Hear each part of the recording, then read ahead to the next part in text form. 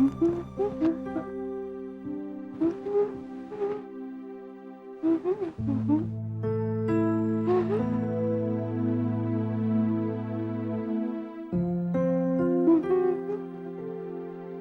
Madam, एकदम खुशीत दिसतात.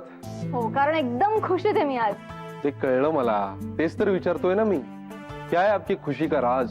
कारण मेरा डिसीजन हो गया. डिसीजन? येस, 2 दिवसात ट्रान्सफर ऑर्डर हातात असेल. कारण मी उद्या प्रिन्सिपल सरांना सांगणार आहे की मी ही ट्रान्सफर घेते म्हणून. अरे हो, पण एकदम कसं काय ठरलं? कारण प्रॉब्लेम सॉल्व्ह झाला. सॉल्व्ह झाला? अरे पण मी तर रात्री नानांशी बोलणार होतो. हो, पण आता त्याची गरजच नाहीये. म्हणजे? अरे कारण आई बाबा येत आहेत माझ्याबरोबर तिकडे राहायला. काय? येस.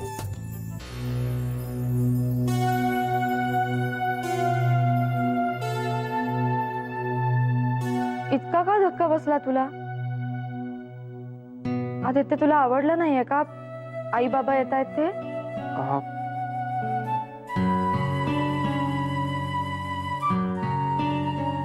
अगं नाही, तसं नाहीये.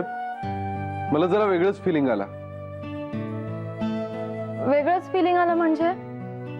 हे खरं सांग ना, तुला नाही आवडलं का आई बाबा येत आहेत ते? अगं अरे उलट त्यांचा इथला एकटेपणाचा प्रश्न सुटेल आणि माझाही. शिवाय नानामाईंची इथे गरज आहे रे मुलांसाठी. नाही तर बिचारा सगळं एकट्या विजयाताईंवर पडेल नानामाई तिकडे आले तर. आणि आई बाबा येत आहेत हे बरंच आहे ना. इतका का विचार करतोयस तू?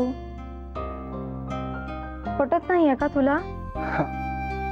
अगं तसं नाहीये काही. मला काय वाटतंय माहितीये का तुला? हे बघ, तू आणि तुझे आई बाबा तुमच्या तिघांचं एक युनिट होणार. हो, पण त्याचं काय?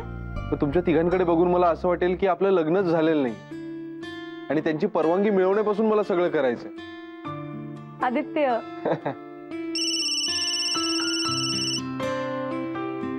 अरे हा शेखर, काय कळलं का रे? आदित्य, अरे मी तुझं काम नक्की करणार. बस फक्त एका योग्य संधीची वाट बघतोय. नाही नाही, हे बघ, मी फिल्डिंग लावलेलीच आहे. पण काय, तू जीएम बरोबर असतोस ना नेहमी, त्यामुळे कसं तुला विषय काढता येईल तिकडे. अरे ऑफकोर्स काढणार यार.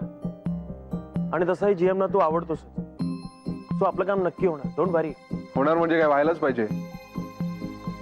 ओके, चल बाय. या बाय.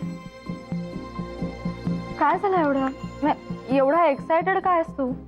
अगं काय नाही, नेहमीच. ते बरं, चल मी आवरतो.